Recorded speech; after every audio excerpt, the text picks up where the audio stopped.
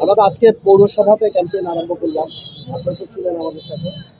আর আপনারা দেখছেন আলহামদুলিল্লাহ উৎসুক মানুষের যে যেভাবে আমাদেরকে রিসিভ করছে।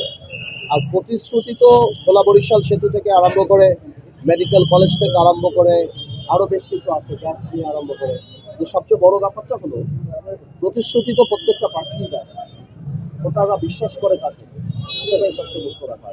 এবং আমার বিশ্বাস ভোটাররা আমাকে বিশ্বাস করবে ইনশাল্লাহ, এবং সেটা 12 তারিখে ফলাফল আসবে। ঠিক আছে? না, আমি মনে করি পজিটিভ গণভোট, যে কারণে আমি জুলাই সনদকে এবং জুলাই অভ্যুত্থানকে সাংঘাতিকভাবে রেসপেক্ট করি। আমি গণভোটে হ্যাঁ ভোটের পক্ষে আছি। বাট সরকারের তরফ থেকে বা রাজনৈতিক দল বা সবার তরফ থেকে আমার মনে হয় না অত ক্যাম্পেইন। আমি ফিল এই তো আপনি দেখতে পাচ্ছেন না, আমি আলহামদুলিল্লাহ অনেক ভালো রেসপন্স পাচ্ছি।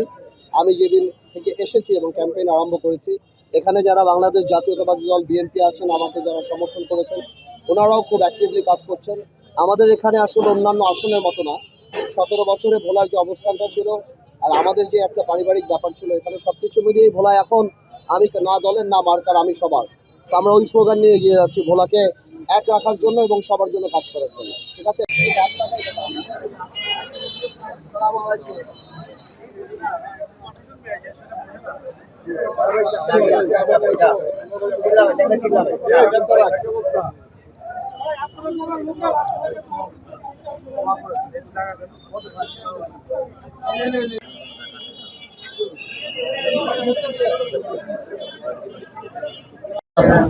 বাংলাদেশ জনক কতদিন পর আসছি ভাই,